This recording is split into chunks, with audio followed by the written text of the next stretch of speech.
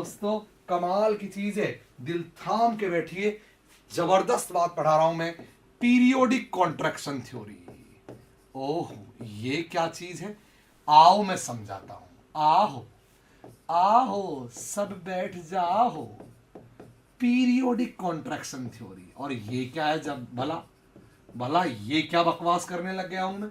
आइए इस बकवास को भी मैं आपके गले उतार दूं, तन बदन में बसा दूंगा मैं पीरियोडिक कॉन्ट्रैक्शन, क्योंकि मुझे एनर्जेटिक डायग्राम्स चाहिए और रिलेटिव एनर्जी डायग्राम में मुझे ग्रुप इलेक्ट्रोनेगेटिविटी के कॉन्सेप्ट भी पढ़ने हैं, मॉडिफाइड इलेक्ट्रोनेगेटिविटी के कॉन्सेप्ट भी पढ़ने हैं, और वो सारे कॉन्सेप्ट इसके पढ़े बिना नहीं समझ में आ सकते। एमओटी तो आ ही नहीं सकती। आइए मैं सिखा दूं पीरियोडिक कॉन्ट्रैक्शन थ्योरी क्या है। लास्ट क्लास में मैंने बताया था कि अगर कोई एटम ए है और उस एटम, समझ लेना बिल्कुल दिल थाम के, सांसें थाम लीजिए, बिल्कुल एकदम सांसें थाम के बैठ जाइए, बिल्कुल सांसें थाम के। अगर आर नॉट हमने कोई ले लिया रेडियस, मान लो एक एटम ए की, तो मैंने बताया था लास्ट क्लास में, उस पर जैसे ही कॉन्ट्रैक्शन आएगा, उस पर जैसे ही पॉजिटिव चार्ज आएगा, तुरंत उसकी साइज घट जाएंगी और वो आर नॉट से आर नॉट डैश रह जाएंगी, आर नॉट से घट के आर नॉट डैश हो जाएंगी, वो इस तरीके से आर नॉट डैश हो जाएंगी। ये बात आपको समझ में आई। ये था चार्ज कॉन्ट्रैक्शन। ये इसलिए आया है कि एटम पर चार्ज आ गया, वो न्यूट्रल नहीं रहा, चार्ज के प्रेजेंस की वजह से ये कॉन्ट्रैक्शन आया, इसीलिए इसको बोलते हैं चार्ज कॉन्ट्रैक्शन।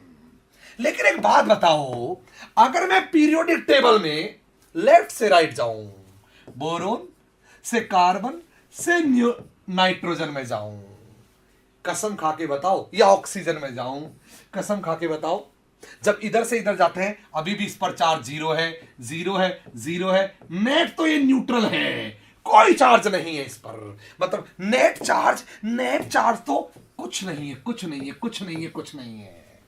फिर भी हम अच्छी तरह जानते हैं, अगर बोरोन इस साइज का है तो कार्बन इससे छोटा हो जाता है, ओहो, तो नाइट्रोजन इससे छोटा हो जाता है, आहा, तो ऑक्सीजन और छोटी हो जाती है।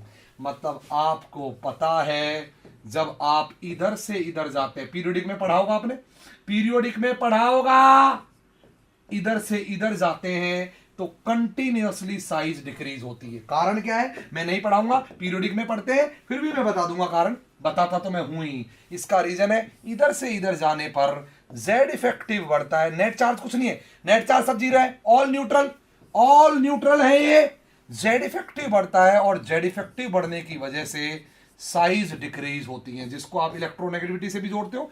भयंकर इंपॉर्टेंट चीज है, आपने बचपन से पीरियोडिक में पढ़ी या नहीं पढ़ी, मुझे इसमें कोई इंटरेस्ट नहीं है। हर कोई जानता है कि लेफ्ट से राइट जाने पर साइड डिक्रीज, लेफ्ट से right side decrease, side decrease, side, हर कोई जानता है। मुझे पढ़ाना भी नहीं है दरअसल, इसमें मुझे कोई इंटरेस्ट, मुझे इंटरेस्ट है इसके अंदर की कहानी में, मुझे इंटरेस्ट है कमाल की बात में।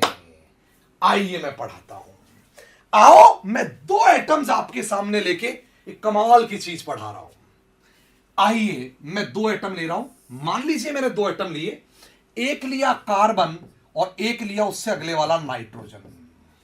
मुझे पता है कि कार्बन से जब मैं नाइट्रोजन पे जाऊंगा तो साइज घट रही है, वो वही बात है जो मैंने कल पढ़ाई थी कि अगर मैं कार्बन से कार्बन प्लस पे जाऊंगा तो भी साइज घट रही है। कल जो चार्ज कॉन्ट्रैक्शन था, ये था चार्ज कॉन्ट्रैक्शन, ये था चार्ज कॉन्ट्रैक्शन, ये था चार्ज कॉन्ट्रैक्शन, प्लस आने की वजह से साइज घट रही है, हाँ घट रही है, हाँ घट रही है, यस घट रही है, आर नॉट से आर नॉट डैश, यहां भी घट रही है, यहां भी देखो आर नॉट से आर नॉट डैश। बट सुनो सुनो सुनो, यहां साइज घटने की वजह, यहां जो साइज घट रही है उस साइज को घटने की वजह कोई चार्ज नहीं है, चार्ज यहां भी जीरो है, यहां भी जीरो है। इसकी जो वजह है वो यहां से यहां जाने पर जेड इफेक्टिव बढ़ना है। मींस सच क्या है, सच ये है कि इन केसेज में न्यूक्लियस पावरफुल इनमें भी हुआ जैसे उनमें हुआ, जैसे उसमें जैसे ही प्लस आया न्यूक्लियस और पावरफुल हो गया, उस पर नेट चार्ज और बढ़ गया और उसने खींचा, ठीक वैसे ही जेड इफेक्टिव बढ़ने की वजह से ये भी पावरफुल हो गया और ये भी और खींचेगा। पर वो खींचने का जो तरीका है ना वो अलग होगा यहां पर। दरअसल अगर इसका 3s यहां है या ns यहां है, याद करो लास्ट क्लास, np यहां है और nd मान लो यहां है, मान लो यहां है, तो जैसे ही जेड इफेक्टिव बढ़ेगा न्यूक्लियस खींचेगा खींचेगा। अच्छा डी तो है ही नहीं, अभी पी की बात कर लेते हैं। ओके डी तो है ही नहीं, ओके पी की बात कर लेते हैं। डी तो इनमें है ही नहीं, सॉरी, ये तो कार्बन है ना, सेकंड पीरियड के लोग हैं, इनमें तो डी है ही नहीं, तो पी की बात। तो ये इसको खींचेगा, खींच रहे। अब याद करो लास्ट क्लास में मैंने पढ़ाया था ज्यादा अट्रैक्शन किस पे लगता है, ज्यादा अट्रैक्शन एस पे लगता है। हाँ लगता है। पी पर अट्रैक्शन कम लगता है ना, बोलो। लेकिन मैंने क्या पढ़ाया था, एस पर अट्रैक्शन ज्यादा लगता है पर एस कॉन्ट्रैक्ट कम होता है। ये वहां था, यहां इसका जस्ट उल्टा होगा। एस बहुत ज्यादा कॉन्ट्रैक्ट हो जाएंगे। कैसे बोलूं, बोल भी नहीं पा रहा हूं मैं, कह भी नहीं पा रहा हूं मैं। एस सबसे ज्यादा कॉन्ट्रैक्ट हो जाएंगे, सबसे ज्यादा। और जो पी है ना वो बस थोड़ा सा कॉन्ट्रैक्ट होगा और कमाल ही हो जाएगा, उल्टा हो जाएगा सारी कहानी। ये जो एनर्जी गैप है जो लास्ट क्लास में कॉन्ट्रैक्शन होने पर घट रहे थे, दरअसल वो एनर्जी गैप बढ़ जाएंगे। दरअसल डेल्टा ई इंक्रीज हो जाएगा, एनर्जी गैप बढ़ जाएंगे। और यहां वैलेंस सेल, आय हाय, वैलेंस सेल श्रिंक ना होके एक्सपेंशन होगा। ओ कल मैंने कुछ और कहा था और आज मैंने कुछ और ही कह दिया। चार्ज कॉन्ट्रैक्शन में कुछ और ही था और पीरियोडिक कॉन्ट्रैक्शन में कुछ और ही है। आइए मैं दोनों को कंपेयर करके बताता हूं। कमाल की बात देखो, दोनों को कंपेयर करके बता रहा हूं मैं। अगर मैं कार्बन, आय हाय, कार्बन और कार्बन प्लस की बात करूं, साइज यहां भी घटती है। ओहो, साइज यहां भी घटती है, पक्का घटती है, बोलो बेटा जी। कॉन्ट्रैक्शन तो यहां भी हो रहा है, बोलो बेटा। लेकिन यहां क्या होता था, अगर ये न्यूक्लियस है, ये NS है और ये NP है, तो जैसे ही आपका ये बढ़ेगा S को ज्यादा खींचेंगे, P को कम। लेकिन S काउंटर बैलेंस होता था, याद करो last class, S counter balance, खींचते तो बहुत ज्यादा थे, कल भी मैंने बहुत ज्यादा खींचा, लेकिन S बहुत कम खींचता था और P बहुत ज्यादा खींचा चला आता था। इस वजह से P बहुत ज्यादा खींचा चला आएगा। एस कम है, पी बहुत ज्यादा खिंचा चला आएगा एस की बजाय। इसीलिए जो गैप है ये गैप घट जाते थे, कम हो जाते थे। ये जो गैप है ये गैप चार्ज कॉन्ट्रैक्शन में घटते थे, डेल्टा ई घट जाता था। इसीलिए यहां केवल और केवल एटॉमिक यानी कि साइज ही कॉन्ट्रैक्ट नहीं होती थी, वैलेंस सेल भी कॉन्ट्रैक्ट होती थी। यहां साइज भी कॉन्ट्रैक्ट होती थी, साइज भी कॉन्ट्रैक्ट होती थी और वैलेंस सेल भी कॉन्ट्रैक्ट होती थी। वैलेंस सेल भी, ये लास्ट क्लास की बात है, ये लास्ट क्लास की बात है। बोलो बोलो, होती थी, बोलो। आज क्या हो रहा है, जब मैं कार्बन से, उसी कार्बन से कंपेयर करने बैठ गया हूं, अरे कैसे बोलूं, कंपेयर करने बैठ गया हूं नाइट्रोजन को, तो साइज तो कॉन्ट्रैक्ट हो रही है, साइज तो कॉन्ट्रैक्ट हो रही है, यहां भी साइज तो कॉन्ट्रैक्ट हो रही है, पक्का कॉन्ट्रैक्ट हो रही है, डिक्रीज हो रही है। लेकिन वैलेंस सेल की स्टोरी अलग है, वैलेंस सेल की कहानी अलग है। ये न्यूक्लियस है, ये NS है, देखो ये NP है, बोल तो दो, उल्टा हो जा रहा है, उल्टा हो जा रहा है, कहानी उल्टी हो जा रही है। यहां पे, यहां ज्यादा कौन खींचे, वैसे अट्रैक्शन तो अभी भी इसी में ज्यादा लगेगा, अट्रैक्शन तो अभी भी ज्यादा लगेगा, इस पे कम लगेगा और रिजल्ट में S ज्यादा ही अंदर आएगा, S ज्यादा ही अंदर आएगा, बोल तो दो बेटा जी। और P बहुत कम अंदर आएगा, थोड़ा सा अंदर आएगा और नेट रिजल्ट की स्टोरी ये होगी, ये गैप यहां बढ़ जाएंगे, ओहो, मतलब चार्ज कॉन्ट्रैक्शन में वैलेंस सेल कॉन्ट्रैक्शन होता है, चार्ज कॉन्ट्रैक्शन में वैलेंस सेल भी कॉन्ट्रैक्ट होती है, पक्का। लेकिन पीरियोडिक कॉन्ट्रैक्शन में वैलेंस सेल एक्सपांड हो जाती है, वैलेंस सेल एक्सपांशन हो जाता है। ये आपको समझ में, उसमें वैलेंस सेल भी कॉन्ट्रैक्ट होती थी, इसमें वैलेंस सेल एक्सपांड हो जाते हैं। ये कमाल की बात आपको समझ में आई या नहीं आई? कितने लोगों को ये गजब की चीज समझ में आ गई? मतलब पागलों की तरह ही इंपॉर्टेंट चीज है ये। कितने लोगों को पल्ले पड़ गया? और अगर पल्ले पड़ा तो उत्तर बताइए ऐसा क्यों? इट मींस अगर मैं इस स्टोरी को सवाल के थ्रू पूछूं, ये बात समझ में आई आपको? बोलो बेटा, साइज यहां भी घट रही है, देखो देखो देखो देखो देखो, साइज यहां भी घट रही है, साइज यहां भी घट रही है, न्यूक्लियस यहां भी पावर, लेकिन यहां चार्ज है, यहां कोई चार्ज नहीं है, यहां कोई चार्ज नहीं है, देखो कोई चार्ज नहीं है, यहां कोई चार्ज नहीं है, यहां साइज यहां भी घट रही है। यहां घटने की वजह जेड इफेक्टिव का बढ़ना है, यहां भी जेड इफेक्टिव का बढ़ना है, बोलो बेटा। लेकिन उल्टा हो जा रहा है, यहां stories different, entirely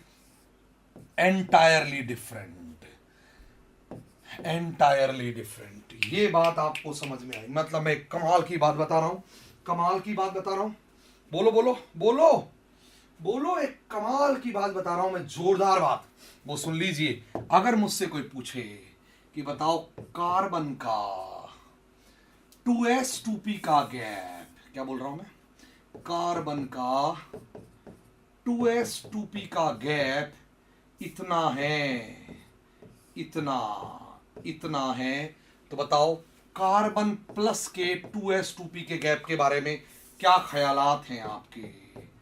carbon plus के 2s, ये इनका गैप कितना है? मान लीजिए इतना है ये एनर्जी गैप, तो बताओ कार्बन प्लस के 2s2p के गैप के बारे में क्या ख्यालात है? मैं बता दे रहा हूं, इसके 2s2p के गैप के बारे में ख्यालात पूछोगे तो ये गैप घट चुका होगा, डिक्रीज हो चुका होगा। हाँ बोलो बेटा। और अगर नाइट्रोजन यहां पे रख लिया आपने, नाइट्रोजन रख लिया, तो पता लगेगा उसके केस में 2s2p का जो गैप है वो घटने की बजाय बढ़ चुका होगा, बढ़ चुका होगा, बढ़ चुका होगा। ये केमिस्ट्री के यूनिक बातें हैं। जबकि साइज दोनों में ही घटती है, ये बड़ा ये छोटा ये भी छोटा, साइज दोनों में ही घटती है। लेकिन आप एनर्जी गैप के बारे में कमाल देख सकते हैं। मतलब कॉन्ट्रैक्शन दोनों है, दिस इज चार्ज कॉन्ट्रैक्शन की कहानी, दिस इज चार्ज कॉन्ट्रैक्शन का result, this result is charge contraction का result, and that result is basically periodic contraction का रिजल्ट, पीरियोडिक कॉन्ट्रैक्शन का रिजल्ट। कमाल ही बात बताइए मैंने, बेमिसाल बात बताइए। अगर आपको इस बात में दम है, तगड़ी लगी है, तो जोर से लिखिए सब, थैंक यू, बहुत बढ़िया, गजब बोलिए, कमाल हो गया, कमाल हो गया, जबरदस्त बात हो गई। ये आपको समझ में आया? इसलिए अगर एनर्जी गैप 2s2p का कंपेयर किया जाएगा, अगर this is E1, this is E2, this is E3, तो आंसर आएगा एनर्जी गैप्स के जो एनर्जी कंपैरिजन अगर मैं करूंगा तो मैं कहूंगा E3 will be greater than E1 will be greater than E2। यही है स्टोरी, आता हूं, देख लो, अरे देख लो, अब देख लो, ये कमाल की चीज बता रहा हूं मैं, कमाल। केवल 2 बच्चों ने बताया है, बाकी सब जितने 500-800 पढ़ रहे हैं, यूट्यूब ऐप सब मिला के 1000 बच्चा जो पढ़ रहा है, उस बाजार में से मुझे कोई उत्तर नहीं मिला। शर्म की बात है, शर्म की बात है। बामुलाहिजा, आप क्या कर रहे हैं केमिस्ट्री के साथ? कर क्या रहे हैं जब आप इन दोनों कॉन्ट्रैक्शन को ही नहीं समझ पाए आज तक? मैं बताता हूं, जब कार्बन से कार्बन प्लस पे जाओगे ना, तो इलेक्ट्रॉन नहीं बढ़ने वाले जनाब। कार्बन से कार्बन प्लस पे जाओगे, कार्बन से कार्बन प्लस पे जाओगे, इलेक्ट्रॉन उतने ही रहेंगे। इलेक्ट्रॉन नहीं बढ़ने वाले, वो इतने ही रहेंगे। इसमें भी 4 थे, इसमें भी 4, मतलब पी की कहानी इसमें भी यही थी, पी की कहानी इसमें भी यही थी। लेकिन जब कार्बन से नाइट्रोजन पे जाओगे ना, तो कमाल हो जाएगा, एक एक्स्ट्रा इलेक्ट्रॉन ऐड हो जाएगा। न्यूक्लियस तो पावरफुल हो रहा है, प्रोटॉन तो ऐड हो रहा है, वो तो हो ही रहा है, प्रोटॉन तो ऐड हो रहा है, वो तो हो ही रहा है, इलेक्ट्रॉन एक्स्ट्रा आ जाएगा। और ये एक्स्ट्रा इलेक्ट्रॉन मतलब क्या होगा, जब आप कार्बन से नाइट्रोजन में जाओगे, इसके अंदर एक एक्स्ट्रा इलेक्ट्रॉन आ जाएगा, जो इसमें मौजूद ऑलरेडी इलेक्ट्रॉनों को, पहले से मौजूद इलेक्ट्रॉनों को तंग करेगा, और यहां रिपल्सन बढ़ जाएगा। और अगर रिपल्सन बढ़ेगा तो पी बाहर की तरफ जाएगा, और पी बाहर जाएगा तो एस और पी के बीच गैप बढ़ जाएंगे। लिख लो, इस एक्स्ट्रा इलेक्ट्रॉन की कहानी है ये सब इस एक्स्ट्रा इलेक्ट्रॉन का करा धरा है। ये पीरियोडिक कॉन्ट्रैक्शन में एक्स्ट्रा एडिशन ऑफ इलेक्ट्रॉन होता है, एक्स्ट्रा एडिशन ऑफ इलेक्ट्रॉन होता है। लिख लीजिए, एक इलेक्ट्रॉन एक्स्ट्रा ऐड होता है, ये एक्स्ट्रा इलेक्ट्रॉन पी में जाके खुद से भी रिपेल होगा, एस से भी रिपेल होगा, और दोनों से रिपेल होके धक्का लग के बाहर चला जाएगा। पी को कॉन्ट्रैक्ट नहीं होने देगा, मतलब पी में जो एक्स्ट्रा इलेक्ट्रॉन है वो पी को बर्बाद कर देगा। यही है इस कहानी की स्टोरी। ये आपको समझ में आई या नहीं आई? यही है ये एक्स्ट्रा इलेक्ट्रॉन की कहानी, जिससे पी कॉन्ट्रैक्ट नहीं हो पाएंगे, और पी कॉन्ट्रैक्ट नहीं हो पाएंगे तो कहानी नहीं बनेगी। इसीलिए अब मैं आपको गजब की चीज पढ़ा रहा हूं, कमाल की चीज पढ़ा रहा हूं। इधर देख लीजिएगा, मैं कह रहा हूं भयंकर, मोस्ट इंपॉर्टेंट, सब सुन लो, सब जुड़ जाओ, सब जुड़ जाओ। दी मोस्ट इंपॉर्टेंट बात पढ़ा रहा हूं, दी मोस्ट, मतलब इतनी इंपॉर्टेंट की जिसकी कोई हद नहीं। इसके बिना किसी के नाना को भी एमओटी नहीं आ सकती। ये नहीं आया तो वो गया, मैं लिख के दे रहा हूं, ये नहीं आया तो वो गया, वो गया, गया पानी में, वो बिल्कुल पानी में गया। पक्का समझ लेना, कंफर्म समझ लेना, 100% समझ लेना। अब मैं पढ़ा रहा हूं energy levels in periodic contraction. ओहो, कमाल चीज है, कैसे पढ़ाऊं मैं? अरे मतलब मैं क्या ही बोलूं इसके बारे में, समझ लो कि बेमिसाल बात बता रहा हूं मैं आपको, बेमिसाल करोड़ों की बात समझा दे रहा हूं मैं आपको। अगर मैं यहां बोरोन लूं, अगर मैं यहां कार्बन लूं, यहां नाइट्रोजन लूं, और यहां ऑक्सीजन लूं, और इधर फ्लोरीन, तो मैं अब एनर्जी लेवल्स बना रहा हूं, सुन लीजिएगा।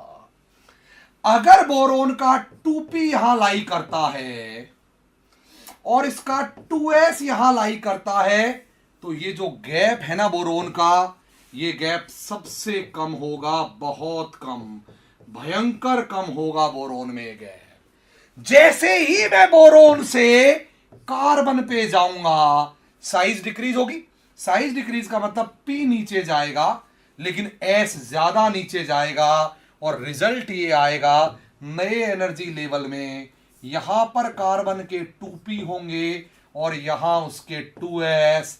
तो कमाल ये होगा, ये वाला जो गैप दिख रहा है ये बढ़ जाएगा, मतलब लेफ्ट से राइट जाने पर साइज तो घट रही है, कंटिन्यूअसली 2p नीचे आएगा, यहां से यहां जाएंगे, फिर से 2p नीचे आएगा, और 2p नीचे आएगा, 2s और ज्यादा नीचे आएगा, ओहो 2s और ज्यादा नीचे आएगा। मतलब नाइट्रोजन का अगर मैं 2p यहां बना रहा हूं, उसका 2s यहां बनेगा, तो ये वाला जो गैप है ये और बढ़ेगा, और बढ़ेगा, और ऑक्सीजन में जाके तो पागल ही हो जाएंगे। अब जो मैं बता रहा हूं वो सुन लीजिए, ये है पूरी इनऑर्गेनिक का बहुत बड़ा कॉन्सेप्ट।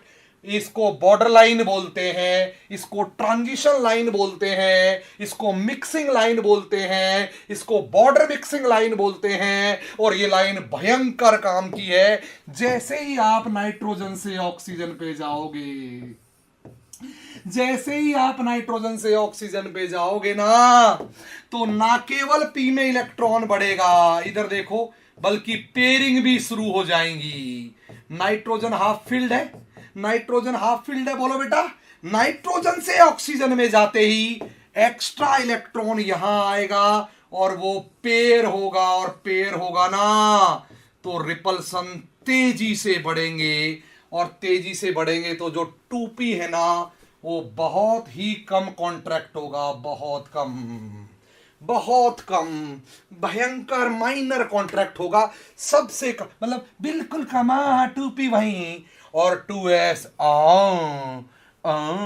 ऐसा। और होगा क्या, ऑक्सीजन में आके ये गैप बहुत बढ़ जाएंगे, इतने बढ़ जाएंगे कि S और P के बीच की, अरे मैं क्या बोलूं, S और B के बीच की जितनी स्टोरियां थी, जितने संबंध थे, जितनी कहानियां थी, मिक्सिंग, sp मिक्सिंग, एक्साइटेशन के बाद जितनी स्पेक्ट्रल लाइन, जितनी कहानियां थी, वो जुदा हो जाएंगी। S और P एक दूसरे से बहुत दूर चले जाएंगे। और फ्लोरीन में भी यही स्टोरी होगी, फ्लोरीन में भी यही स्टोरी होगी, बोलो। और नीचे तो ऐसे केस में भयंकर ये गैप हो जाएंगे, और लास्ट में तो ये गैप बस इतने हो जाएंगे कि पूछो ही मत। मींस होगा क्या, नाइट्रोजन तक, कहां तक, नाइट्रोजन तक। मैं थोड़े थोड़े बढ़ा रहा हूं, एक बार ताकि आपको कंपैरेटिवली समझ में आए, कंपैरेटिवली समझ में आए। मैं इसको थोड़ा बढ़ा रहा हूं, ये यहां ले लिया मैंने इसको, 2s थोड़ा बढ़ाया मैंने, राइट। नाइट्रोजन में और थोड़ा बढ़ाता हूं मैं इसको, और थोड़ा बढ़ाता हूं, pink pink pink pink pink pink, है ना। थोड़ा बढ़ाता हूं मैं इसको, यहां मैंने बना दिया ये येलो वाला। तो यहां से ये गैप जो है, देखो थोड़ा सा बढ़ा, थोड़ा सा बढ़ा, लेकिन इनमें इवन जो गैप है, मैं कमाल की बात बता रहा हूं, इवन जो गैप है, E2 जो गैप है और E3 जो गैप है, ये गैप अभी भी बहुत कम गैप है, बहुत ज्यादा नहीं है। लेकिन जो E4 गैप होगा, E4 जो गैप होगा ना, वो भयंकर अचानक से ज्यादा हो जाएगा, कमाल ज्यादा हो जाएगा। और E5 भी बहुत कमाल ज्यादा होगा। इसीलिए टू वाइडन अप हो जाती है वैलेंस सेल। इसे कहा जाता है ऑक्सीजन में जाते ही valence shell to widen up हो जाती हैं। इसीलिए याद करो, याद करो, याद करो इस बात को, जब आपने एमओ डायग्राम बनाए होंगे, जब आपने एमओ डायग्राम बना, याद करो, रट लिए होंगे, बनाए तो क्या होंगे, खैर, जब आपने एमओ डायग्राम्स की चर्चा की होगी तो आपने B2, C2, N2 इनका अलग डायग्राम बनाया होगा, इनका अलग बनाया होगा, वो अपन सीखेंगे। और O2F2 का अलग बनाया होगा, इनके डायग्राम आपने डिफरेंट बनाए होंगे। कसम से याद करो, बोलो, ये आपने अलग अलग डायग्राम बनाए होंगे, डिफरेंट डायग्राम बनाए होंगे। ये बात आपको समझ में आई या नहीं आई, जल्दी से बताओ मुझे ये बात, पक्का बोलो मुझे ये बात समझ में आई कि नहीं आई। अलग डायग्राम बनाए थे आपने, एकदम डिफरेंट डायग्राम, बोलो बेटा जी। इसीलिए मैं कमाल की बात बताया आपको, ये डायग्राम आपको आना बहुत जरूरी है। ये भयंकर इंपॉर्टेंट चीज मैंने आपको पढ़ाई है, भयंकर। साइज घट रही है, देखो 2p कंटिन्यूअसली नीचे जा रहा है, देखो 2p तो कंटिन्यूअसली घट रहा है, 2p 2p 2p 2p 2p, अच्छा p लिखना भूल गया मैं, p लिखना भूल गया, 2p 2p तो कंटिन्यूअसली नीचे जा रहा है, लेकिन 2s तेजी के साथ नीचे जा रहा है, 2s तेजी के साथ नीचे जा रहा है, इसलिए गैप बढ़ते चले जा रहे हैं। क्वेश्चन, आइए प्रश्न पे चलते हैं। Question number 1, arrange the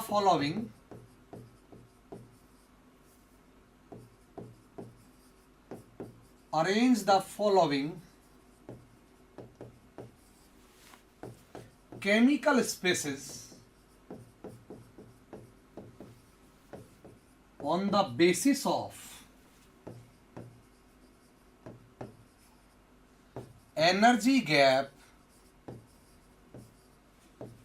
between 2s and 2p in central atom of central atom। कितने लोग इसका आंसर देंगे? जल्दी से बताओ। ये स्पेसिस को अरेंज करना है आपको। स्पेसिस कौन है? C2 सॉरी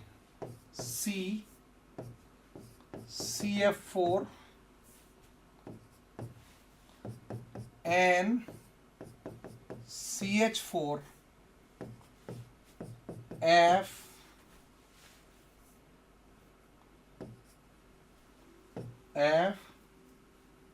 और OF2। अरेंज कीजिए इन स्पेसिस को। This is 1, this is 2, this is 3, this is 4, it's 5, it's 6। Arrange कीजिए इन स्पेसिस को इनके एनर्जी ऑर्डर के बेस पे। अरेंज करना है आपको, फटाफट एनर्जी ऑर्डर के बेस पे अरेंज करना है इन केमिकल स्पेसिस को आपको। बोलो बेटा जी, जल्दी से अरेंज करके बताइए, फटाफट हो जाइए। तो आइए पहले तो मैं सेंट्रल एटम छांट लेता हूं। पिक कर लीजिए सेंट्रल एटम। कमाल की चीज है ये आपको एमओटी का आइडिया देगी। यही प्रॉब्लम है, लोग अगर इनके बारे में नहीं समझ पाते, मैं बताता हूं। ये सवाल बहुत काम का है, मैं बताता हूं आपको। दोस्तों आप समझ रहे होंगे कि मैं क्या बता रहा हूं आपको। मैं एक कमाल की बात बताता हूं। ये सवाल क्यों इंपॉर्टेंट था मैं बताता हूं आपको। क्योंकि आप C2 का है ना, जब आप एमओटी पढ़ते हो ना, तो C2 का एमोडायग्राम आप बना जाते हो, रट लेते हो, बना देते हो, जो भी करते हो। O2 का भी बना देते हो, हाँ बना देते हो आराम से, ठीक है। लेकिन जब प्रश्न आता है कि CH4 का एमोडायग्राम बताओ, तब आपकी सिट्टी पिट्टी गुम हो जाती है। कहते हैं ये क्या बकवास है, हमसे तो डायटोमिक का पूछ ले, बस डायटोमिक से ज्यादा हमको नहीं आता है भैया, हम तो डायटोमिक का बता सकते हैं। कोई आपसे पूछता है कि बताओ NO2 का एमोडायग्राम क्या होगा, इसका एमोडायग्राम बना के बताओ, बताइए इसका एमोडायग्राम। फिर आप चुप हो जाते हैं, जाने क्या है। बताओ OF2 का एनोडायग्राम क्या होगा, OF2 का एनोडायग्राम। फिर आप बकवास कर रहा है, जाने क्या है। अभी देखो मैं क्वेश्चंस की बात करता हूं। जैसे जैम में इसी साल सवाल आया, ये सब नहीं आने लग गया, अब डायरेक्ट पूछा उसने HF का एमोडायग्राम, सेम ईयर इसी साल। अब इनमें आपको बहुत लफड़ा होगा अगर आप ये एनर्जी प्रिंसिपल नहीं जानते तो। नेट में 2 साल पहले सवाल आया था SF6 का एमोडायग्राम, वो आपको नहीं आ सकता, ये सब नहीं आता है। तो XgF2 का एमोडायग्राम का भी सवाल आ चुका है, वो भी आपको समझ में नहीं आ सकता। तो पॉलीएटॉमिक्स की जो एमओटी है वो भयंकर तंग करेगी आपको। पॉलीएटॉमिक्स की एमओटी आपको पागल करके रख देगी, परेशान करके रख देगी, अगर ये चीजें आपने नहीं समझी। एटम्स वर्सेस मॉलिक्यूल्स, अगर ये चीजें आपने नहीं समझी तो पॉलीएटॉक्स की एटम्स की एमओटी निश्चित तौर पर डेफिनेटली 100% आपको तंग करके रख देगी, परेशान करके रख देगी, आपका दिमाग खराब करके रख देगी, आपका जीवन हराम कर देगी। इसीलिए प्लीज मैं वापस आ रहा हूं और आपको समझाता हूं। कार्बन, यहां कार्बन न्यूट्रल है, ठीक है, यहां कार्बन पर प्लस है। अगर मैं कह रहा हूं अगर एटम न्यूट्रल लेता तो कह रहा हूं बिफोर हाइब्रिडेशन की बात कर रहा हूं, नेग्लेक्टिंग हाइब्रिडेशन है इसमें, याद रहे मैं एनर्जी ऑर्डर्स पढ़ा रहा हूं। Neglecting hybridisation, right. हाइब्रिडाइजेशन बाद का फिनोमेनन है, मैं तो पहले के फिनोमेनन की बात कर रहा हूं, हाइब्रिडाइजेशन से पहले की। मैं तो हाइब्रिडाइजेशन से पहले की फिनोमेनन की बात कर रहा हूं, ताकि एमओटी में हमको यूज हो, बिकॉज एमओटी में हाइब्रिडाइजेशन तो यूज करेंगे नहीं हम लोग, उसकी नेग्लेक्ट करके बात कर रहा हूं।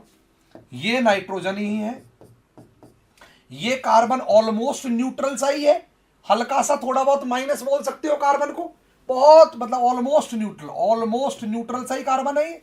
और ये फ्लोरीन है।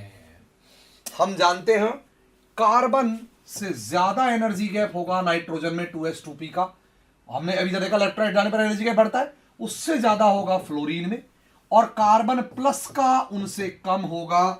यही आंसर है, इसीलिए आंसर आएगा हमारा सबसे कम सेकंड में, उसके बाद फर्स्ट और फोर्थ में लगभग बराबर एनर्जी ऑर्डर होगा आपका, उसके बाद होंगे काय में ऑर्डर आपके सबसे कम काय में गैप नहीं सी प्लस सेकंड में, सेकंड में, सेकंड के बाद फर्स्ट और फोर्थ हो गए, उसके बाद होंगे नाइट्रोजन में, और सबसे ज्यादा एनर्जी गैप होगा फ्लोरीन में। तो नाइट्रोजन वाला है थर्ड और उसके बाद है फ्लोरीन वाला फिफ्थ। लास्ट पढ़ा रहा हूं आपको application of excitation theory. Applications, आज की क्लास खत्म हो जाएगी, अगली क्लास में हम हाइब्रिडेशंस, लुईस स्ट्रक्चर, बाकी सबकी चर्चा करेंगे। Applications of excitation theory. Excitation theory हमको क्या क्या समझाती है, या कॉन्ट्रैक्शन थ्योरी भी इसके साथ ही पढ़ी हम लोगों ने, कॉन्ट्रैक्शन थ्योरी। तो ये जो दो थ्योरीज हम लोगों ने पढ़ी, ये दोनों थ्योरी हमें क्या क्या समझाती हैं, ये मैं आपको एक्सप्लेन कर रहा हूं। अब आपके क्वेश्चन आना शुरू हो जाएंगे जो एग्जाम्स में आते हैं, वो सारे सवाल आपके आना शुरू हो जाएंगे। बहुत सारे एप्लीकेशंस हैं इसके। पहला होता है नॉन एग्जिस्टेंस ऑफ मॉलिक्यूल्स। कुछ बहुत सारे मॉलिक्यूल एग्जिस्ट नहीं करते, इसलिए नॉन एग्जिस्टेंस ऑफ मॉलिक्यूल्स, बहुत सारे मॉलिक्यूल्स एग्जिस्ट नहीं करते हैं, इसको एक्सप्लेन करती है एक्साइटेशन थ्योरी।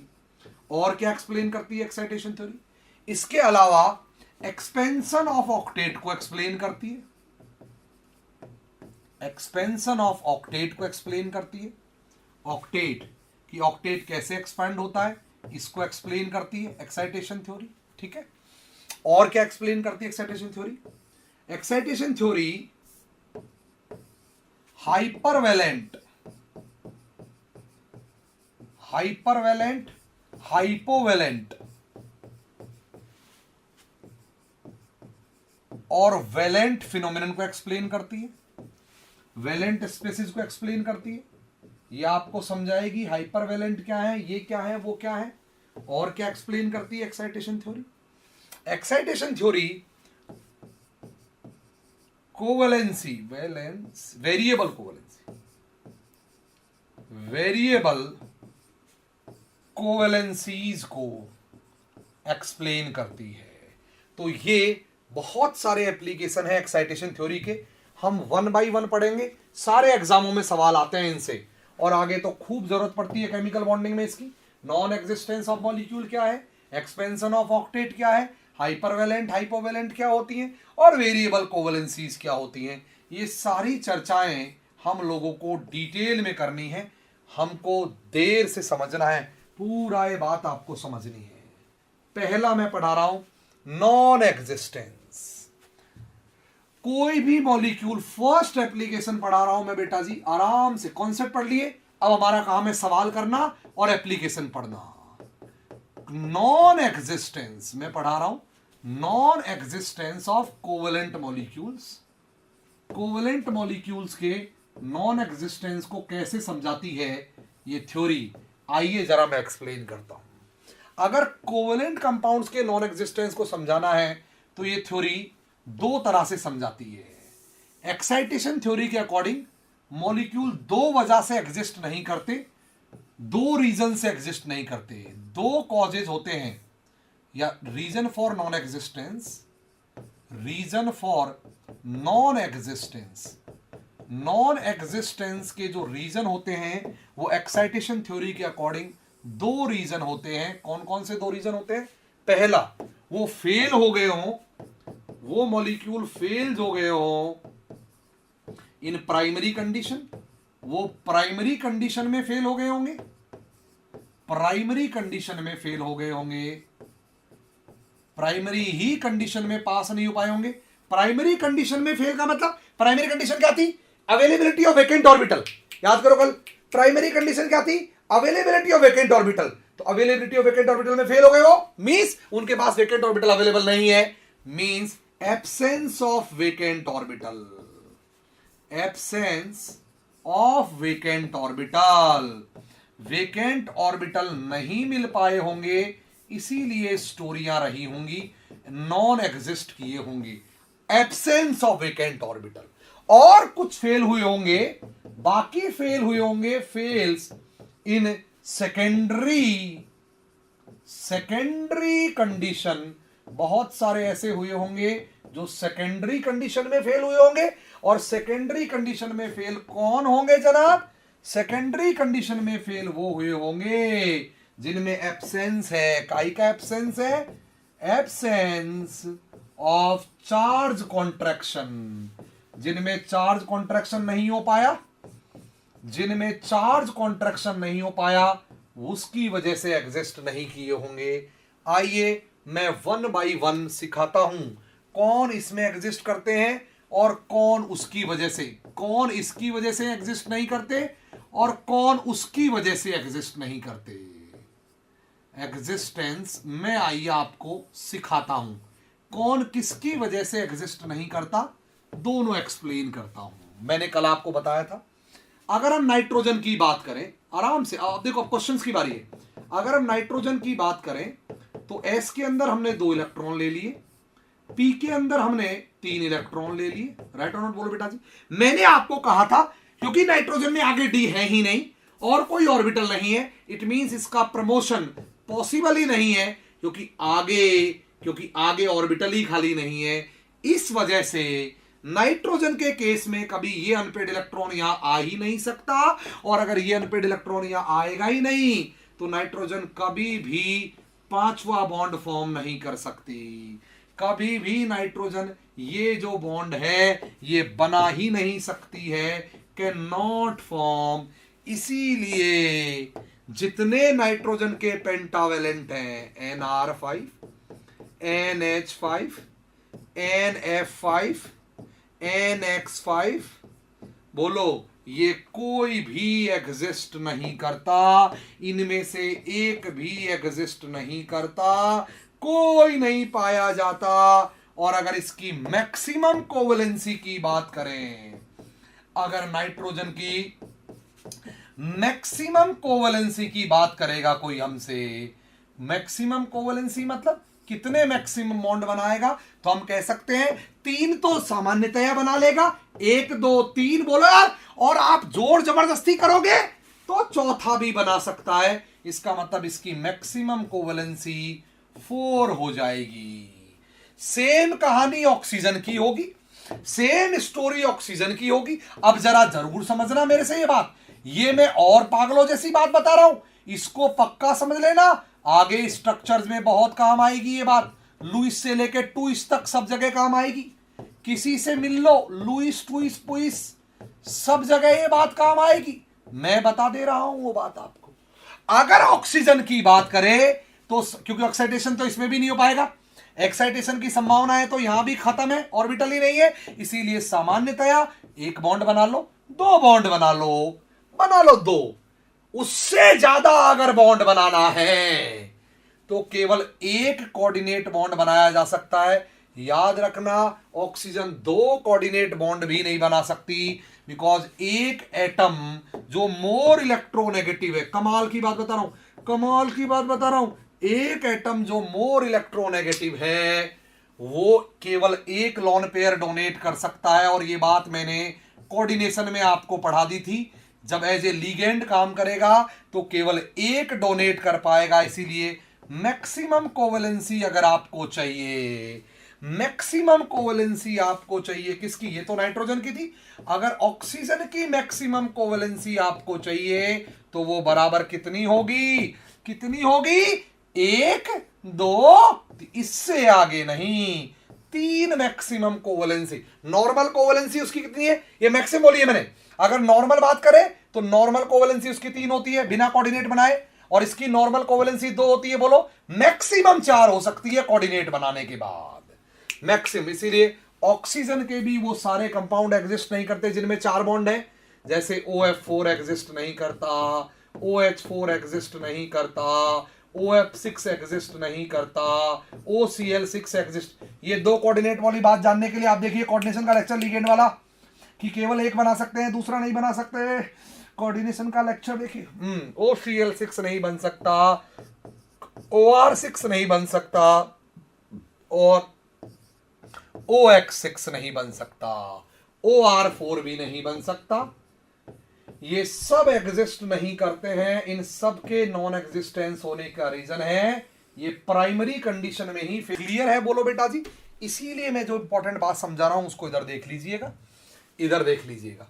नाइट्रोजन के अंदर हम नॉर्मली कैसे बनाते हैं, 1 2 3, ये ऑक्टेट में काम आएगा, ये एक लुईस स्ट्रक्चर्स में काम आएगा, लुईस स्ट्रक्चर्स में काम आएगा। ये ऑक्सीजन में 2 लोन पेयर बनाते हैं, अनपेयर नहीं कर सकते हैं, केवल 2 ही अनपेयर मिलेंगे। इसका मतलब नाइट्रोजन में 1 और ऑक्सीजन में 2 हमेशा आपको पेयर मिलेंगे। इन्होंने ऑलवेज साथ जीने मरने की कस्में खा रखी हैं, इसलिए जब बॉन्ड बनाने पे आओगे तो 3 नॉर्मल बना सकते हो और चौथा अगर आपकी श्रद्धा कर रही है तो कोऑर्डिनेट बना सकते हो। उससे ज्यादा कोई संभावनाएं नजर नहीं आएंगी आपको। यहां पे 2 नॉर्मल बना सकते हो, 2 नॉर्मल बना सकते हो और तीसरा मैक्सिमम आप बना सकते हो तो कोऑर्डिनेट। ये ठीक है, इससे ज्यादा आपने किया तो बकवास है, फिर आप बर्बाद हो जाओगे। ये वाला बॉन्ड बना डाला तो आपने, ये मत बना देना। ये जन्म जन्मांतर के लिए ऑक्सीजन में है और बना ही रहेगा, बना ही रहेगा। इसलिए नाइट्रोजन की नॉर्मल स्ट्रक्चर में आ यहां तक जा सकते हैं, ऑक्सीजन की नॉर्मल स्ट्रक्चर आ यहां तक जा सकते हैं, यहां तक जा सकते हैं। कोऑर्डिनेट बस ज्यादा से ज्यादा एक लॉन पेयर आपकी जिंदगी खराब करके रखेगा। वो यहीं बैठा रहेगा आपका खून पीने के लिए, आपको जलाने के लिए कि मैं यहीं हूं, कहीं नहीं जाऊंगा। ये पिक्चर आपको समझ में आई। कई लोग ऑक्सीजन के 4 बॉन्ड बना देते हैं और वो पागल है, बर्बाद हो जाते हैं, वो बर्बाद हो जाते हैं। लुईस डॉट स्ट्रक्चर बनाते वक्त उनको ध्यान नहीं रहता। ये बात आपको समझ में आई। ये कमाल की बात थी, ये बहुत इंपॉर्टेंट बात थी, जबरदस्त बात थी। बताइए जल्दी से समझ में आई या नहीं आई? जल्दी से बोलिए मुझे समझ में आई या नहीं आई। फटाफट आप बोलेंगे तो मैं आगे बढ़ूंगा। जल्दी से बोलिए आपको समझ में आई या नहीं आई। पक्का समझ में आई? 100% समझ में आई? बोलो बेटा, बोलो। ठीक है, अब आगे बढ़ते हैं। मैं वो पढ़ा रहा हूं जो फेल होते हैं सेकेंडरी कंडीशन में, दूसरे टाइप के, which fails in secondary condition. Secondary condition में जो फेल होते हैं उनके बारे में चर्चाएं चल रही हैं। अब सेकेंडरी कंडीशन में जो फेल हो जाते हैं उनके बारे में मैं वार्तालाप करना चाहूंगा अब आपसे। सेकेंडरी कंडीशन में फेल किसी होंगे जिनमें चार्ज कॉन्ट्रैक्शन एब्सेंस होगा। सेकेंडरी कंडीशन तो चार्ज कॉन्ट्रैक्शन ही थी, एब्सेंस ऑफ चार्ज कॉन्ट्रैक्शन, जिनके अंदर चार्ज कॉन्ट्रैक्शन एब्सेंस होगा।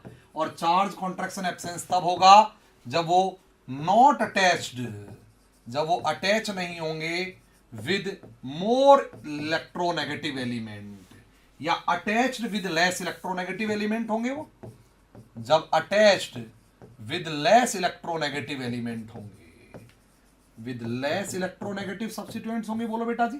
इसीलिए आप कह सकते हैं कौन कौन एग्जिस्ट नहीं करता, PH5 एग्जिस्ट नहीं करता। हाँ, बिकॉज इस पे माइनस लाएगा, एक्साइटेशन हो नहीं पाएगा। SH4 एग्जिस्ट नहीं करता। हाँ, SH6 एग्जिस्ट नहीं करता। हाँ, बोलो ना, हाँ एग्जिस्ट नहीं करता। और कौन नहीं करता? बहुत सारे हैं।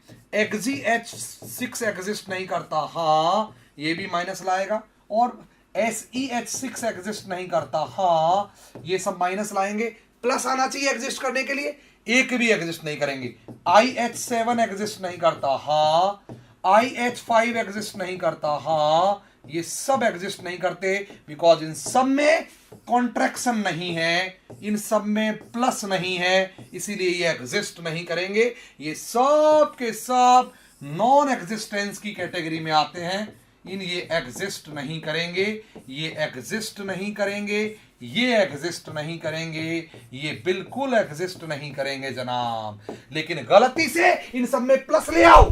PF5, ओहो, SF4, आहा, SF6, आहा, XeF6, SeF6, IF7 और IH की जगह IF5, ये सब के सब में क्योंकि प्लस है, इन सब में प्लस है, प्लस है, प्लस है, प्लस है, प्लस है, कमाल है फ्लोरीन, बेमिसाल है फ्लोरीन, इसीलिए ये सब के सब, ये सारे के सारे एग्जिस्ट करते हैं, ऑल एग्जिस्ट, ये ऑल एग्जिस्ट करते हैं या, और ये ऑल डजंट एग्जिस्ट, ये ऑल डजंट एग्जिस्ट, ये नहीं एग्जिस्ट करते, don't exist, all don't exist, ये एग्जिस्ट नहीं करते। वो सवालों का सिलसिला शुरू करें, मेरा तो काम ही है सवाल कराना। ओहो, वेरी गुड क्वेश्चन, अगला 1 बोल देते हैं, कोई फर्क नहीं पड़ता। बताइए, भयंकर इंपॉर्टेंट क्वेश्चन पूछ रहा हूं, विच of the following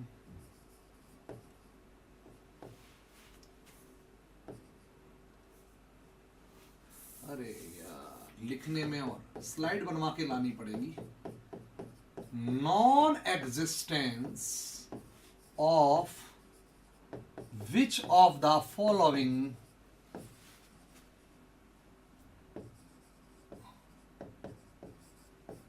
cannot be explained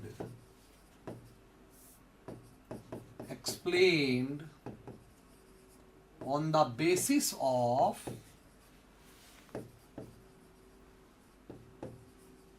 excitation theory.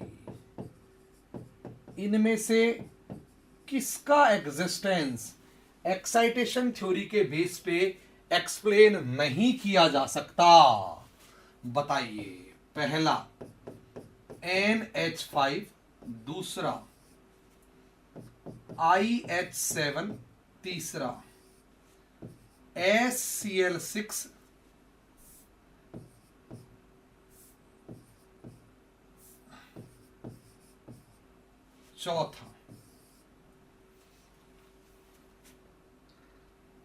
चौथा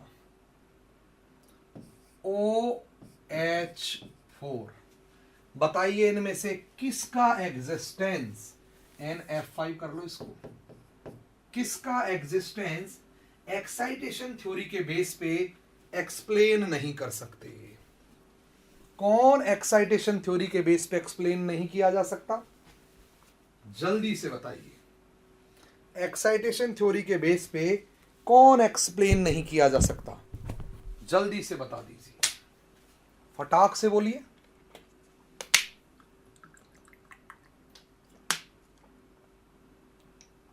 चलिए मैं एक्सप्लेन करता हूं, जरा समझिए। क्या हम इसको एक्सप्लेन कर सकते हैं on the basis of excitation theory? Yes. ये फेल हुआ है प्राइमरी कंडीशन में, इसीलिए प्राइमरी कंडीशन में फेल होने की वजह से ही एग्जिस्ट नहीं करता। तो भैया ये तो हमने एक्सप्लेन कर दिया एक्साइटेशन के बेस पे। क्या हम इसको एक्सप्लेन कर सकते हैं, इसका नॉन एग्जिस्टेंस? हाँ कर सकते हैं। ये फेल हुआ है सेकेंडरी कंडीशन में, कॉन्ट्रैक्शन नहीं हो पाया इसीलिए फेल हो गया जनाब। ये भी एक्सप्लेन कर दिया।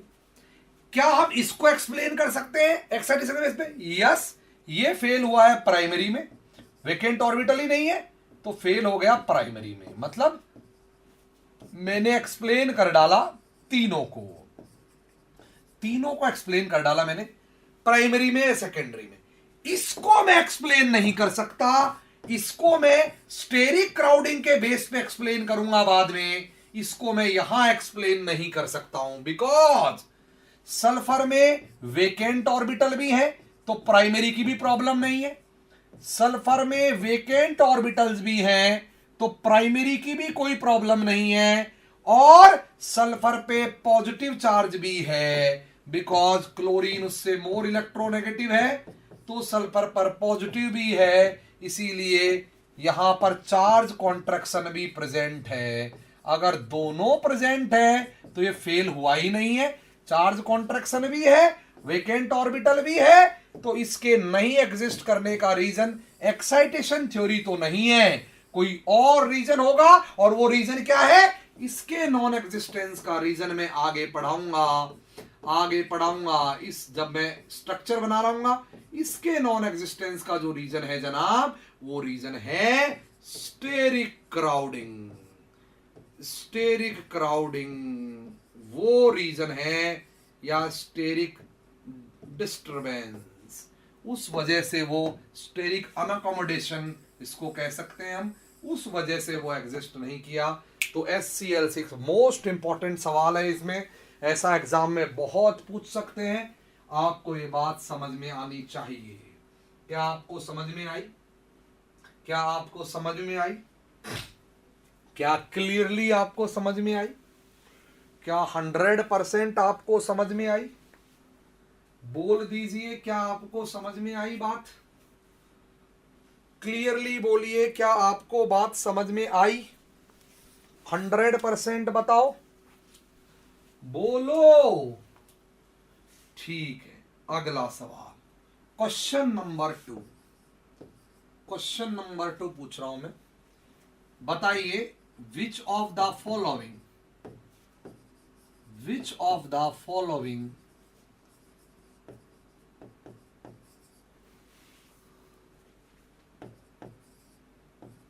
एग्जिस्ट, इनमें से कौन एग्जिस्ट करता है? Which of the following exist? A ClH5, B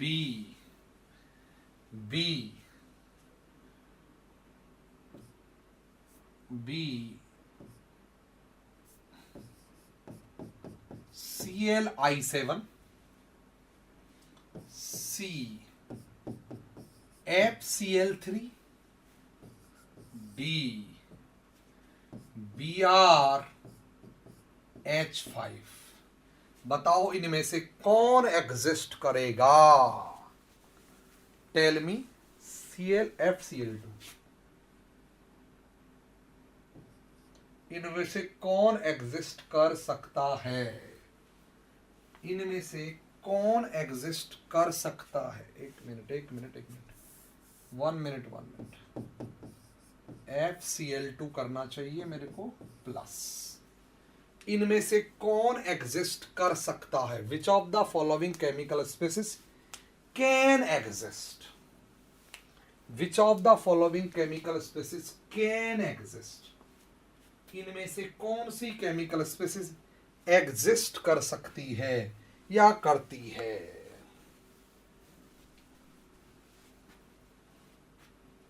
जल्दी आओ, मैं सॉल्व करता हूं। पहले तो उत्तर तो तुम्हें समझ में आ ही गया होगा, जैसे मैं लिख रहा था उस वक्त उसी से अंदाजा लगा लेना चाहिए। फिर भी मैं बताता हूं, ये एग्जिस्ट नहीं करेगी बिकॉज हाइड्रोजन इससे लेस इलेक्ट्रोनेगेटिव है। माइनस आएगा, एक्सपेंशन हो जाएगा, गैप बढ़ेगा, एक्साइटेशन नहीं होगा, बॉन्ड नहीं बनेंगे, तो ये तो जनाब एग्जिस्ट करने से रही। ये भी वही जवाब है, ये मोर इलेक्ट्रोनेगेटिव है तो इस पर माइनस ही लाएगी है, मींस ये भी एग्जिस्ट नहीं करेगी। अगर एफ होता तो कुछ सोचते हम, आई का तो बाप पे नहीं, क्राउडिंग भी होगी और माइनस भी आएगा, क्राउडिंग भी भयंकर और माइनस भी आएगा, कभी एग्जिस्ट नहीं कर सकता। एक्साइटेशन ही नहीं हो पाएगा और क्राउडिंग अलग से नहीं होगा। अगेन इस पर माइनस आ जाएगा, ये भी एग्जिस्ट नहीं करेगी। इंटरेस्टिंग बात है, ये कैसे एग्जिस्ट करेगी? ढंग से सुन लो जेम नेट वालों, दोनों ढंग से सुन लो, स्पेशली नेट वालों, गेट वालों, तुम तो पक्का सुन लो। तुम इसमें फ्लोरीन के 2 क्लोरीन बॉन्ड बना दोगे और चौपट हो जाओगे, ऐसा तो हो ही नहीं सकता। फ्लोरीन के पास तो ऐसा है ही नहीं सामान, इसीलिए ऐसे नहीं बनेगा। ये है ऐसे, ClFCl प्लस, नोट कर लीजिए, इस तरह की कहानी है ये, ऐसी स्टोरी है ये, ऐसी है और एग्जिस्ट कर सकती है बिकॉज यहां पर तो पूरा प्लस है, तो पूरा कॉन्ट्रैक्शन है, कमाल कॉन्ट्रैक्शन है, यहां पर खूब कॉन्ट्रैक्शन है, इसीलिए आपको ये समझ में आना चाहिए। क्या आपको समझ में आ गया? पूरा प्लस ही है तो पूरा कॉन्ट्रैक्शन है, यहां पे तो कोई प्रॉब्लम ही नहीं है, आराम से एक्साइटेशन होके बॉन्ड बनेंगे, इजीली एक्साइटेशन होके बॉन्ड बनेंगे, आराम से एक्साइटेशन होके बॉन्ड बनेंगे, आसानी से एक्साइट होके बॉन्ड बनेंगे, आसानी से एक्साइट होके बॉन्ड बनेंगे। Very good. अगला सवाल, इंटर हेलोजन कंपाउंड्स। समझ लीजिएगा, मैं तो कमाल ही बात बता रहा हूं, बेमिसाल बात बता रहा हूं। इंटर हेलोजन कंपाउंड्स भयंकर एग्जामों में पूछे जाते हैं, दुनिया के हर एग्जाम में सवाल आता है इंटर हेलोजन का। मेन ग्रुप में पढ़ते हैं हम इसको, उसमें गजब इसकी चर्चाएं होती है। इंटर हेलोजन्स की चर्चाएं बहुत जोरों से रहती है मेन ग्रुप में, कमाल चर्चा। इंटर हेलोजन कंपाउंड कहा जाता है जब किसी एक हेलोजन से कोई दूसरी हेलोजन जुड़ी हुई हो, तो इन्हें बोलते हैं इंटर हेलोजन कंपाउंड्स। अब जरा ध्यान रखना, कोई भी इंटर हेलोजन कंपाउंड में नॉर्मली जो सेंट्रल हेलोजन है, समझिएगा मेरी बात को, समझिएगा मेरी बात को, नॉर्मली जो सेंट्रल हेलोजन है आपकी, कौन सी हेलोजन, सेंट्रल जो हेलोजन है आपकी, वो सेंट्रल हेलोजन 3 बॉन्ड बनानी चाहिए या 2 से ज्यादा बॉन्ड बनानी चाहिए। अब देखो हेलोजन्स का कॉन्फ़िगरेशन क्या होता है, हेलोजन का कॉन्फ़िगरेशन होता है नॉर्मली ये और ये नॉर्मल हेलोजन्स का कॉन्फ़िगरेशन होता है, ऐसा ऐसा ऐसा ऐसा। This is the normal configuration of halogens. ऐसा होता है, बोलो बेटा जी, पक्का ऐसा होता है। ये और ये पता होना चाहिए आपको। S2P5 होता है हेलोजन कॉन्फ़िगरेशन। इसका मतलब हेलोजन नॉर्मली तो केवल एक बॉन्ड बना सकती है, नॉर्मली तो केवल एक बॉन्ड। दूसरा बॉन्ड बनाने के लिए उसको प्रमोट होना पड़ेगा, तीसरा बॉन्ड बनाने के लिए प्रमोट होना पड़ेगा, चौथे बॉन्ड के लिए प्रमोट होना पड़ेगा। मतलब उसको XXN टाइप के कंपाउंड बनाने हैं, तो प्रमोशन चाहिए, और प्रमोशन के लिए इस पर प्लस चाहिए, और प्लस तब आएगा जब ये हेलोजन्स नॉर्मली साइड वाली ऐसी हेलोजन से जुड़ी हो जो इनसे विड्रॉ करे। इसका मतलब इनकी इलेक्ट्रोनेगेटिविटी हाई होनी चाहिए। इसीलिए इंटर हेलोजन्स में ये जो बगल वाले हैं ये तब एग्जिस्ट कर पाएंगे जब इन पर प्लस लाएंगे, और प्लस तब लाएंगे जब इनको खींचेंगे। इसीलिए एक्स डैश की इलेक्ट्रोनेगेटिविटी समझ लीजिएगा इंटर हेलोजन में नॉर्मली एक्स से ज्यादा होती है, कभी कभार बराबर भी होती है, जनरली ज्यादा होती है। जनरली इंटर हेलोजन कंपाउंड्स में ज्यादा होती हैं साइड एटम्स की इलेक्ट्रोनेगेटिविटी। ये बात समझ में आई या नहीं आई, ये बात आपको समझ में आई या नहीं आई, जल्दी से बताइए। नॉर्मली ज्यादा होती है साइड एटम्स की, ये बात आपको समझ में आई या नहीं आई, ये बात आपको समझ में आई या नहीं आई, ये बात आपको समझ में आई या नहीं आई, बोलो बेटा, समझ में आई या नहीं आई। इसीलिए जब एग्जिस्टेंस की बात है तो BrCl3 एग्जिस्ट कर जाता है, लेकिन Cl Br3 एग्जिस्ट नहीं करेंगे नॉर्मली, क्योंकि यहां इन पर प्लस लाएंगे, ये प्लस लाएंगे, कॉन्ट्रैक्शन है तो एग्जिस्ट करेगा, ये माइनस लाएंगे तो एग्जिस्ट नहीं करेगा। ये आपको समझ में आया? क्या आपको इंटर हेलोजन्स की स्टोरी समझ में आई? क्या आपको इंटर हेलोजन्स की कहानी समझ में आई? बोल दिए, आपको इंटर हेलोजन्स की स्टोरियां समझ में आई या नहीं आई? बोलो, ये कहानियां समझ में आई या नहीं आई? पक्का समझ में आई या नहीं आई? इंटर हेलोजन्स की स्टोरीज आपको समझ में आई या नहीं आई? इनके एग्जिस्टेंस नॉन एग्जिस्टेंस आपको समझ में आए या नहीं आए? कन्फर्म बोलो।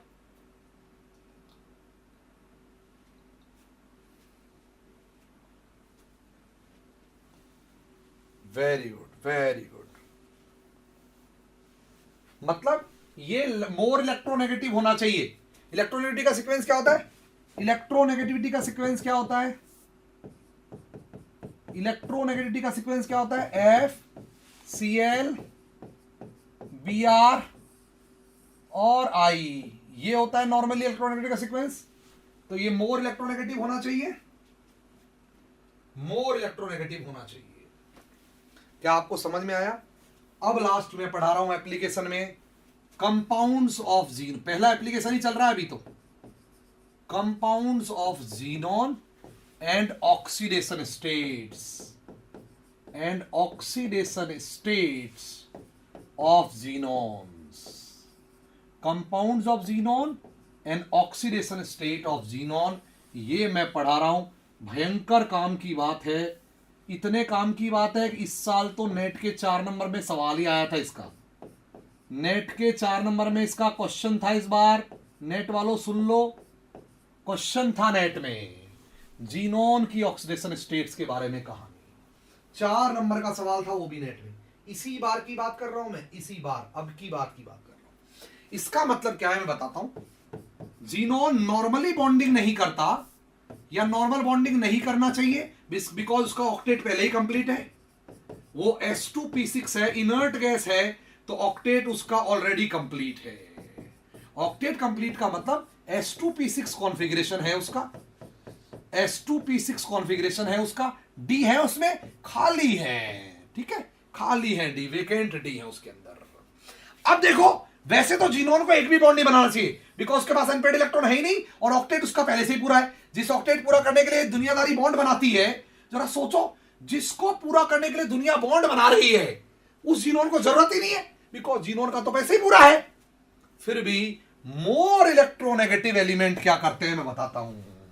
ये S है, ये P है, ये S है, ये P है और ये D है। होता क्या है कि नॉर्मली S और P अगर पूरा भरा हुआ है तो ना बॉन्ड बनाने की जरूरत है और ना आप एक्साइट करा सकते हैं, क्योंकि एक्साइट कराने के लिए आपको ये गैप फिल करना पड़ेगा और ये गैप बहुत बड़ा गैप है, बहुत लार्ज गैप है, ये आपको पढ़ाया था मैंने। इट मींस अगर जीनोन पर प्लस आना शुरू हो जाए, अगर जीनोन पर प्लस आना शुरू हो जाए, जैसे जैसे जीनोन पर प्लस आएगा ये गैप घटेगा और अगर ये गैप घटता गया और फ्लोरीन या ऑक्सीजन जैसे हमने जीनोन के साथ अटैच कर दिए तो नॉर्मली फ्लोरीन ऑक्सीजन इतना कॉन्ट्रैक्शन करवा देंगी, इतना कॉन्ट्रैक्शन करवा देंगी, इतना कॉन्ट्रैक्शन करवा देंगी कि इलेक्ट्रॉन प्रमोट हो के इनमें आ जाएंगे और जीनोन भी बॉन्ड बनाने लगेगी। सोचो विश्वामित्र भी शादी कर रहा है, जीनोन को क्या जरूरत है बॉन्ड बनाने की यार, वो तो ऑक्टेट पूरा है, 8 इलेक्ट्रॉन है, उसको क्या मतलब, उसको क्या लेना देना। लेकिन विश्वामित्र टाइप से जीनोन टाइप के विश्वामित्र से भी फ्लोरीन शादी करवा देती है, कहती है नहीं तुझे करनी ही होगी, तेरे को करनी पड़ेगी किसी भी कीमत पे। इसीलिए जीनोन टाइप के लोग भी मोह माया में फंस जाते हैं। 2 करो XeF2, XeF4, XeF6, इस तरीके से मोह माया में फंस जाते हैं वो, या XeO2, XeO3 या XeO4, इस टाइप की माया में फंस जाते हैं जीनोन भी। जीनोन जरा सोचो, जीनोन क्या मतलब है, जीनोन को इन कहानियों से क्या लेना देना है जीनोन को, फिर भी जीनोन कर रहा है। एक्सेसिव चार्ज कॉन्ट्रैक्शन उसको मजबूर करता है जीनोन को ये करने के लिए। Excessive charge contraction favourable phenomenon बनाता है जीनोन के लिए। तो अब मुझे एक इंपॉर्टेंट बात समझनी है यहां पे, जीनोन की फ्लोरीन के साथ स्टोरी क्या होती है और जीनोन की ऑक्सीजन के साथ स्टोरी क्या होती है, यह बात आपको मैं आज समझा के ही जाऊंगा ही नहीं उससे पहले, ये जरा समझिए। होगा क्या, वैसे तो अगर एक्साइटेशन की बात है, अगर एक्साइटेशन की बात है तो फ्लोरीन बेटर एक्साइट करवा सकती है, फ्लोरीन बेटर एक्साइट करवा सकती है। ये जो यहां पर प्लस चार्ज लाएगी वो इस पर आने वाले प्लस चार्ज से ज्यादा होगा, मतलब इसका प्लस चार्ज ज्यादा होगा, इसका प्लस चार्ज कम होगा, इसका प्लस चार्ज ज्यादा होगा और इसका प्लस चार्ज कम होगा। बट होगा क्या, ये सच है कि ये आसानी से हो जाएगा यहां पर प्रमोट, ऐसा यहां भी सच है। कैसे बताऊं, ऐसा यहां भी सच है। देखना मैं कमाल की बात बता रहा हूं, नेट वालों, इसी साल सवाल में आया था, इसी साल क्वेश्चन आया था, इसी साल सवाल है, पार्ट सी में देख लेना। यहां भी आसानी से प्रमोट हो जाएंगे। लेकिन जब इसके प्रमोशन की बात आती है, बताओ बताओ, पहले तो बताओ, अगर ये प्रमोट हुआ तो यहां से हटा दो, यहां से भी हटा दो, यहां से भी हटा दो, तो कितने बॉन्ड बन गए? कितने बॉन्ड बन गए? कितने बॉन्ड बन गए? 1 2 3, राइट, 4 5 6, 6 तक कोई दिक्कत नहीं है। P2D हो रहा है, P2D हो रहा है, P2D हो रहा है, P2D हो रहा है, 6 फ्लोरीन जुड़ जाएंगी, 6 फ्लोरीन जुड़ जाएंगी, कोई प्रॉब्लम नहीं है, इसलिए आसानी से XgF6 बन जाएगा। लेकिन क्या है ना, जीनोन पे 6 फ्लोरीन जब जुड़ेंगी तो उसको घेर लेंगी चारों तरफ से, और अगर ऐसा हुआ तो जीनोन पे अब क्राउडिंग हो जाएगी। मतलब ये बात बोल रहा हूं, जीनोन में ये इलेक्ट्रॉन आसानी से प्रमोट होके यहां जा सकता है, इजीली प्रमोट होके यहां जा सकता है, पर वो अगर जाएगा तो 2 और फ्लोरीन जोड़नी पड़ेंगी, और 2 और फ्लोरीन के लिए जीनोन में जगह नहीं बची। जबकि ऑक्सीजन में क्या होगा? ऑक्सीजन में क्या होगा? कैसे बताऊं, कैसे बताऊं, कैसे बताऊं, बता ही नहीं पा रहा हूं। ऑक्सीजन में इतनी जोर की चीज है, इमोशंस कंट्रोल नहीं हो रहे मेरे। ऑक्सीजन में आहा, इन 6 ऑर्बिटलों को डील करने के लिए, 6 बॉन्ड बनाने के लिए ऑक्सीजन में 3 ऑक्सीजन ही काफी है। मतलब 6 को डील करने के लिए 3 ऑक्सीजन ही डील कर जाएंगी, 3 ऑक्सीजन ही निपटा जाएंगी। कैसे निपटा जाएंगी? बिकॉज ऑक्सीजन सिग्मा भी बनाती है और पाई भी बनाती है। इट मींस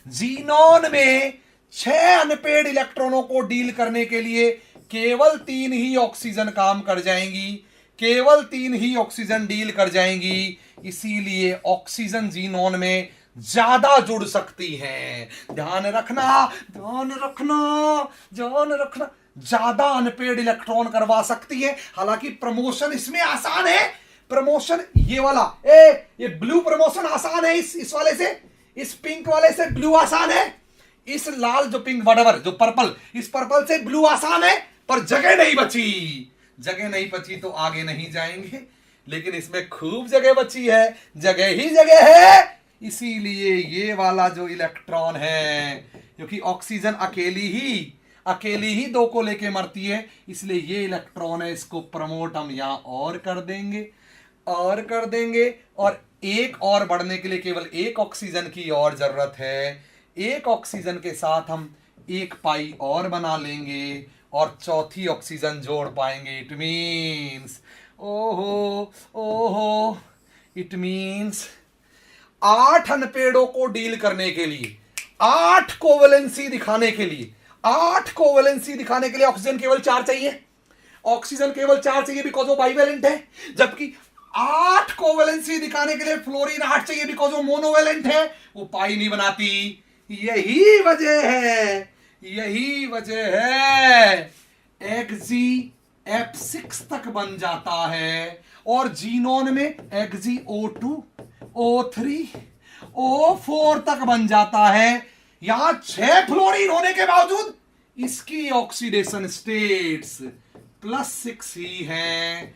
इसका मतलब ये कम ऑक्सीडेशन स्टेट दिखाता है, और इसकी ऑक्सीडेशन स्टेट यहां पर इसकी ऑक्सीडेशन स्टेट हो गई है +8। इसका मतलब जीनोन फ्लोरीन की बजाय ऑक्सीजन के साथ ज्यादा आसानी से हायर ऑक्सीडेशन स्टेट दिखाता है। क्या आंसर आया?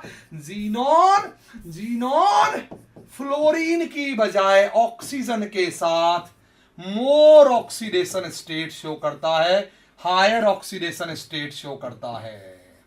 हायर ऑक्सीडेशन स्टेट इजीली दिखाता है इसके साथ, बिकॉज एटम कम चाहिए वहां। ऑक्सीडेशन स्टेट तो फिर भी 8 ही आई, बोलो बेटा। ऑक्सीडेशन स्टेट मतलब नंबर ऑफ बॉन्ड से मान सकते हो आप एक तरह से, आगे पढ़ोगे आप। मींस ये 6 बना दी हमने, हालांकि डिस्टॉर्टेड होता है ये, फिर भी बना देता हूं मैं। ये 6 बना दी हम लोगों ने। इट मींस यहां पैकिंग हो गई, हो गया खेल खत्म। तो 6 बॉन्ड बनाने से +6 ही आएगी, इसकी कोवेलेंसी 6 ही है। जबकि जीनोन में एटम 4 होने के बावजूद भी कोवेलेंसी आपकी आ जाएगी 8।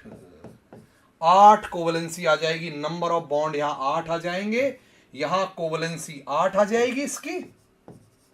इसकी कोवेलेंसी 8 आ जाएगी। कोवेलेंट बॉन्ड 8 बना लेगा ये, बोलो बेटा। और इसकी कोवेलेंसी केवल 6 ही रह पाएगी, क्योंकि वो बाइवेलेंट है। कोवेलेंसी केवल 6। ये आया था इस बार नेट में सवाल दिसंबर में, यही क्वेश्चन था, सेम क्वेश्चन था कि एक्साइटेशन थ्योरी के बेसिस पे हम लोग आराम से समझा सकते हैं, आराम से समझा सकते हैं कि वो आसानी से हायर ऑक्सीडेशन स्टेट बनाता है oxygen rather than fluorine. Fluorine की बजाय ऑक्सीजन आसानी से हायर ऑक्सीडेशन स्टेट शो करता है बजाय फ्लोरीन के, बिकॉज फ्लोरीन मोनोवेलेंट है और ऑक्सीजन बाइवेलेंट। यही वजह है कि ExeF8 जो चीज है, ExeF8 नाम की जो चीज है, नॉर्मली वो एग्जिस्ट नहीं करती ही नहीं है। ExeO4 एग्जिस्ट करती है, इसीलिए ये +8 तक चला जाता है। इसमें ExeF6 मतलब +6 तक ही जा पाता है। तो ऑक्सीडेशन स्टेट्स की जहां तक चर्चा है, ये +6 तक जा पाता है, ये +8 तक चला जाता है। ये आपको समझ में आया? हाँ, ऐसा नहीं है कि जीनोन के 8 इलेक्ट्रॉन नहीं होते हैं। फिर वो कॉम्प्लेक्स बनता है, फिर वहां ExeF8 2- होता है, एक्साइटेशन नहीं हुआ, फिर वहां कोऑर्डिनेशन कंपाउंड बने हैं, ये वाला, ये मैं पढ़ाऊंगा। बनता है लेकिन ऑक्सीडेशन स्टेट इसमें भी +6 ही है। ऑक्सीडेशन स्टेट बिकॉज ये कॉम्प्लेक्स बना है, स्टिल +6 है। और ये स्क्वायर एंटी प्रिज्मेटिक नाम की चीज, स्क्वायर एंटी प्रिज्मेटिक ज्योमेट्री का कंपाउंड है। प्रिज्मेटिक ज्योमेट्री का एक कंपाउंड फॉर्म होता है, पर ऑक्सीडेशन स्टेट नहीं बढ़ पाती, बिकॉज ये जो है अब ये कॉम्प्लेक्स बना है, कोवेलेंट नहीं है। कोवेलेंसी अभी भी 6 ही है इसकी। कॉम्प्लेक्स बनना शुरू हो गया, वेकेंट d ऑर्बिटलों में डालना स्टार्ट कर दिया है। ये थी स्टोरी, ये थी स्टोरी। क्या आपको समझ में आया? मजा आया? बोलिए। जोरदार बात समझ में आई नेट वालों? नेट वालों, इसी साल का सवाल था ये कि बताओ किसके साथ ज्यादा, वो पीरियोडिक टेबल में आएंगे यशस्वी। क्या ये बात आपको मजा आया? बताओ, जोरदार बात बताई कि नहीं बताई? कमाल बात बताई हो तो बोल दो एक बार। कमाल ऐसी बात बोली कि मतलब एक आग लगा दी, तो बताओ। कमाल बात बोली तो बताओ, जल्दी बोलो। आग लगा दी, लिखो आग लगा दी। जहर है जहर, बोलो। कतई जहर है, कतई जहर है। हाँ, प्रीवियस स्लाइड ऑन कर देता हूं। ये लो भाई, कतई जहर है। और प्रीवियस ये लो भाई, कतई जहर है। तो +6 तक जाने के लिए इसकी जगह भर गई, +6 तक जाने के लिए ही जगह भर गई इसकी, जबकि इसमें 4 जगह में ही +8 हो गया। 4 में ही +8 हो गया। ये 4 में ही आग लगा दी, भौकाल। बिल्कुल जहर है, कतई जहर। गीतांजलि, हाँ समझ में आया? बोलो। मतलब एक्सट्रीम लेवल का मजा आया तो बताओ, आनंद आया तो। यही थी इस बार के नेट का सवाल। वो एक्साइटेशन थ्योरी के बेस पे आप समझा सकते थे, मैंने क्वेश्चन लेके समझा दिया जीनोन का बस, वरना आप एक्साइटेशन के बेस पे समझा सकते थे। कतई जहर है, एकदम जहर है, एकदम।